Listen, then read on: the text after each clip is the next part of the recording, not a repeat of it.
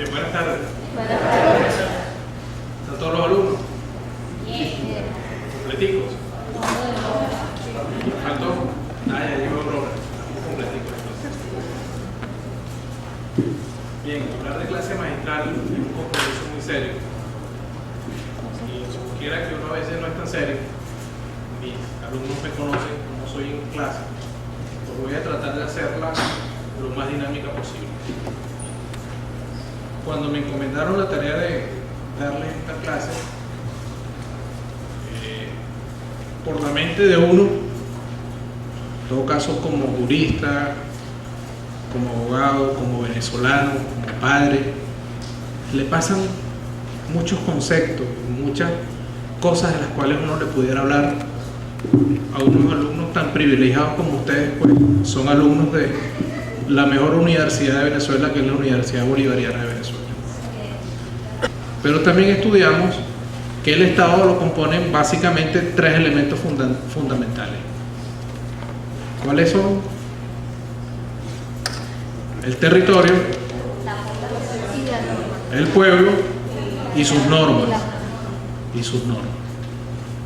Y esto es importante porque a nosotros nos ubica en el contexto de la Constitución, como en todas las constituciones, de dónde venimos, dónde estamos y cuál es nuestra forma de convivir. Así está previsto en todas las constituciones del mundo. Ahora bien, para decir que Venezuela se constituye en un Estado democrático y social de derecho y justicia, hemos tenido un camino de más de 206 años. Muy complejo. Muy complejo.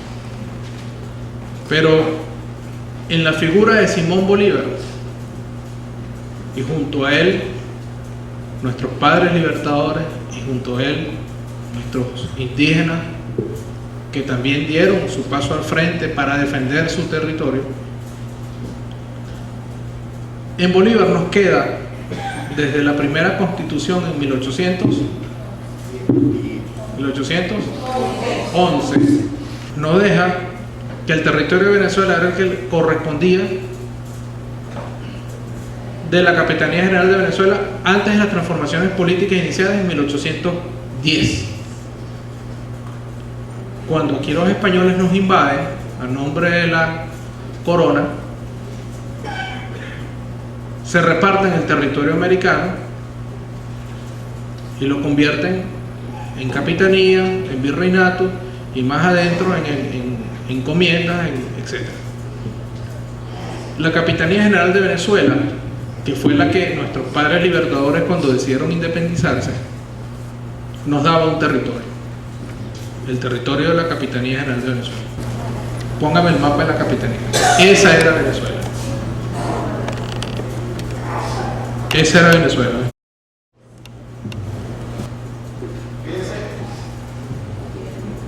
Fíjense lo que nos legó el proceso de independencia. Un territorio enorme, que no es el mapa de Venezuela que nos enseñaron a nosotros, ¿verdad? ¿Cómo nos enseñaban a nosotros? Por el norte, el Mar Caribe; por el sur, Brasil; por el este, hasta nos decían Guyana; y por el oeste, Colombia. Bueno, ¿qué tenemos ahorita? Ese es nuestro mapa actual. Pero curiosamente, antes de 1999 nos decían que nosotros colindábamos por el norte con el Mar Caribe, como les decía, el sur Brasil, el este Guyana y el oeste Colombia. Realmente nuestro mapa actual nos da toda esta bondad de territorio, a pesar, vuelve atrás en la lámina de la Capitanía, de lo que teníamos. Traté de hacer la exposición lo más gráfica posible para entrar en la reflexión de lo que nos corresponde defender como venezolanos, nosotros y nuestros hijos. porque este territorio, que pareciera que estuviera embarazado, ¿verdad? Un barrigón enorme, lo perdimos después del proceso de independencia sin que hubiese un disparo, producto de un conjunto de acuerdos y de desposesión que nosotros no quisimos atender este territorio. Vete al actual. Siguiente. Pero bueno, con todo y todo, tenemos el mejor país del mundo. Y quizás mi reflexión como venezolano, como abogado, como jurista, pero particularmente como venezolano, es que no podemos seguir perdiendo el tiempo. Esa es mi verdadera reflexión en este encuentro con ustedes. No podemos seguir perdiendo el tiempo. Vete al mapa demográfico. Mapa demográfico. Ese.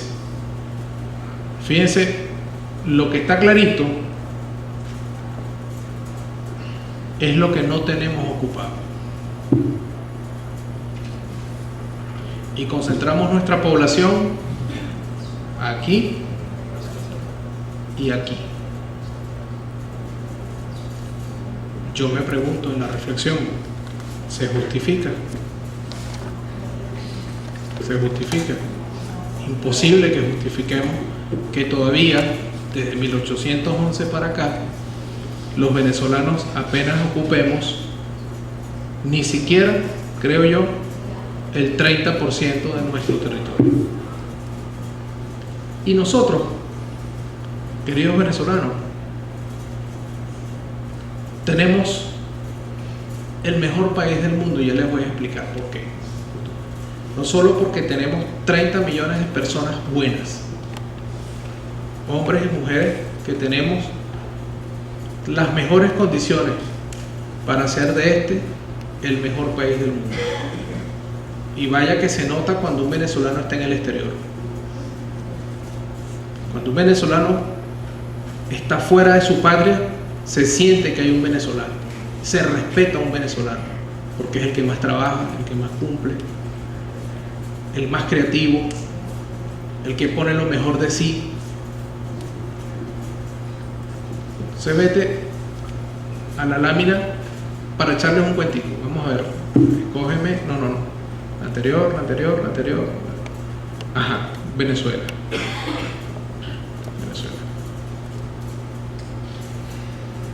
Ustedes sabían, ya mis alumnos de lo del tema de las arenas del Sahara, ¿verdad? Fíjense, esto que es aquí, ¿esto qué es? ¿Cómo se llama aquí esto? El delta del Orinoco. O sea, el Orinoco nuestro es todo este río que está acá, ¿verdad? ¿Y aquí qué hay? Aquí está un rayito que se llama el Catatumbo. El Catatumbo es así permanente. Aquí tenemos el Amazonas, ¿verdad? ¿Y aquí qué está? Este es Trujillo. Poco no está por aquí, mira. Valera está por aquí. Aquí está la Ceiba. Bueno, miren. Este país, vete a la última donde está. Este país, vete más. Es así. Absolutamente fértil. Absolutamente fértil. Nosotros tenemos un país con un potencial enorme, y nuestro deber ser como venezolanos es prepararnos no solamente para comprender eso, sino para defenderlo. Cuando nosotros nos planteamos un Estado democrático y social de derecho y de justicia, eso también nos está obligando a que, por vía de la educación y el trabajo, es la única manera de nosotros lograr los principios fundamentales de esa Constitución. Si nosotros no sabemos derecho, si nosotros no sabemos historia, si nosotros no sabemos economía, estamos perdiendo tiempo. Y es un deber ser para las próximas generaciones. cuando nosotros entendamos que la planificación urbana es un reto, que tenemos que hacerle esa exigencia como abogados, como juristas, como venezolanos, a nuestros gobernantes en la cadena, llámense alcaldes, llámense concejales, para que ellos planifiquen la tierra, al igual que a las mismas estructuras regionales y nacionales. Nosotros entonces empezamos a, digamos, a tener una proyección distinta de lo que tenemos en el país, porque a nosotros se nos enseñó que teníamos, y de hecho cuando nos dibujaban la bandera nos decían, el amarillo significa la riqueza, el azul el mar que nos separa de la madre España, y el rojo la sangre, y con eso nos mandaban para la casa. Teníamos 20 en la tarea. Cuando los españoles vinieron en la busca del dorado, ellos no estaban equivocados, ellos sabían que aquí había oro. Fíjense, ¿qué tenemos aquí? El lago de Maracaibo, ¿verdad? Y aquí, ¿el Golfo de dónde? De Colombia, de Coquibacoa o de Venezuela. Aquí tenemos aquí la línea costera, ¿verdad? Aquí está la isla de Margarita. Y aquí hay un conjunto de islas, aquí está Isla de Aves. Y aquí hay un conjunto de islas, islotes y bancos que nos dan, junto con el mar territorial, la zona económica exclusiva. Ya les voy a explicar qué es eso y cuánto mide. Nos da límite ¿con quién? Al norte. Norte, sur, este y oeste. ¿Con quién nos da límite? Puerto Rico. Nos da límite con Puerto Rico. Bueno, fíjense, a nosotros nos da límite con los Estados Unidos, nos da límite con un conjunto de islas que son colonias europeas, y en consecuencia nos da a nosotros límite al noreste con la Unión Europea. Estamos viendo la importancia del tema, ¿no? Para comprender el artículo 11, ya sabemos que todo esto es plataforma continental, la Tierra, y el resto de los límites marítimos. Nosotros tenemos límites marítimos entonces con la Unión Europea y con los Estados Unidos. Eso nos ubicaría dentro del ámbito del derecho internacional público o privado en una ventaja frente al resto de los países de América del Sur o de América del Centro, porque ellos tienen una política de cercanía, de respeto y de reciprocidad con sus vecinos, como Unión Europea. Por eso es que también nosotros tenemos que saber, tenemos que estudiar mucho la diplomacia para nosotros defender entonces, basados en las reglas de juego inclusive de ellos mismos, que se nos respete nuestra condición de vecinos.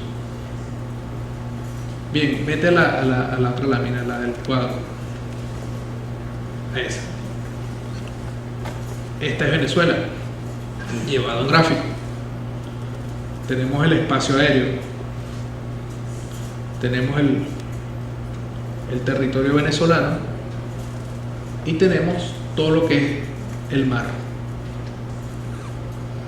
El territorio continental tiene la bendición, a pesar de lo que hemos perdido producto de los laudos, los tratados, los convenios y el descuido, 16.175 kilómetros cuadrados.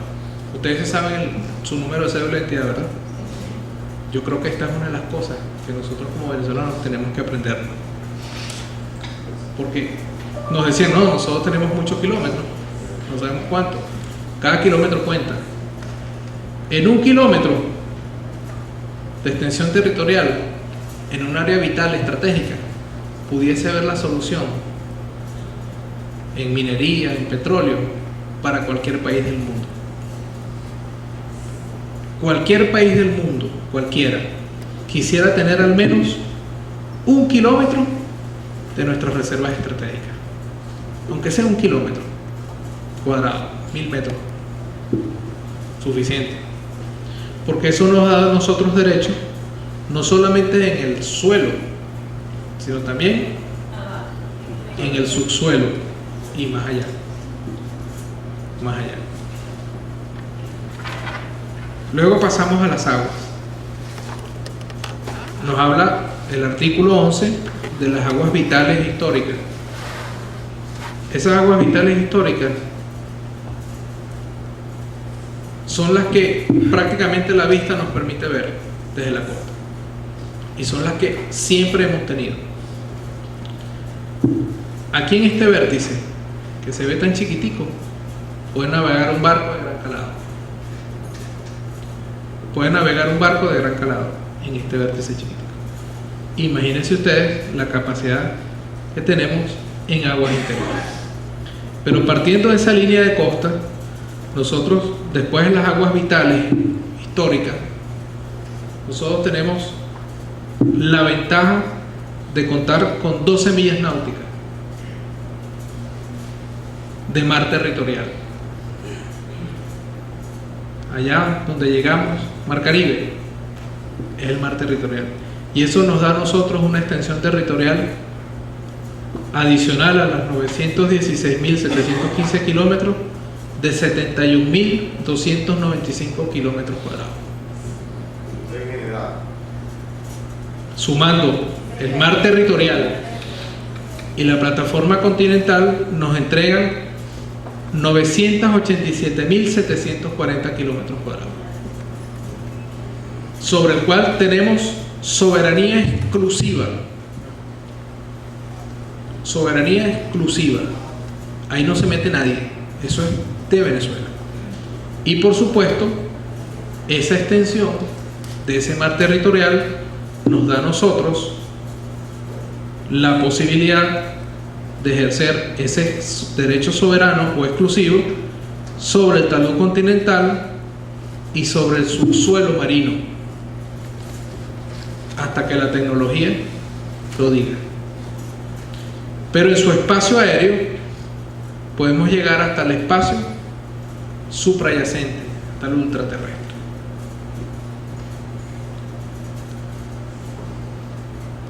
Luego, después de contadas esas 12 millas náuticas que nos dan 71.295 kilómetros cuadrados, nosotros tenemos un espacio acuático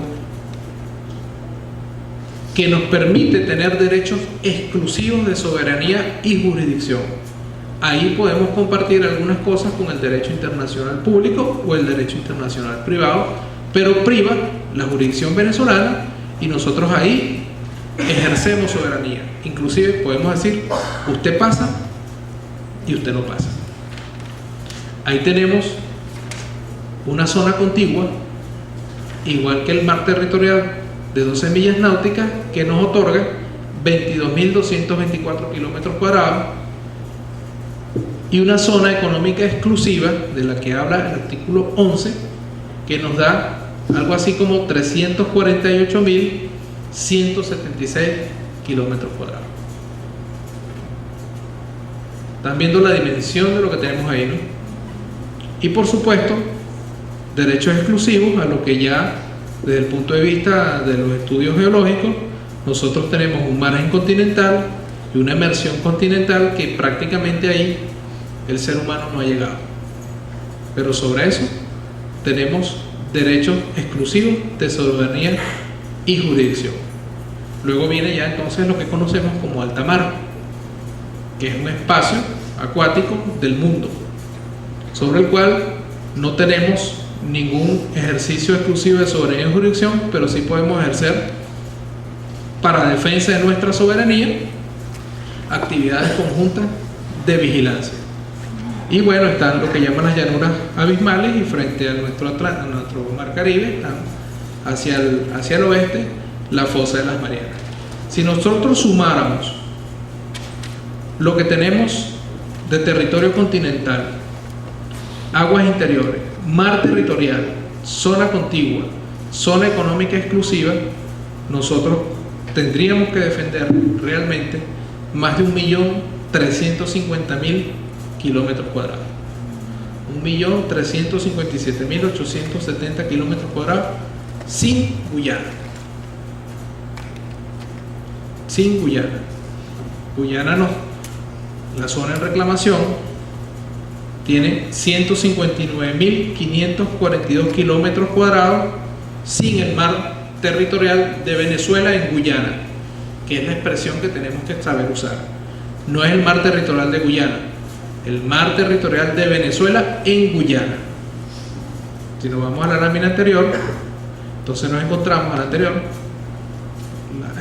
nos encontramos entonces que lo que estudiamos ahorita es todo este territorio que tiene en toda esta zona nada más y nada menos que las principales reservas de petróleo del mundo, la tercera reserva de gas en el mundo certificada, una de las principales reservas de agua dulce, las principales reservas de oro, diamantes, minerales estratégicos y por supuesto un potencial en biodiversidad, sin contar con nuestro potencial de oxígeno, nuestro potencial de ozono y por supuesto toda la fauna marina que existe en nuestro extenso mar Caribe.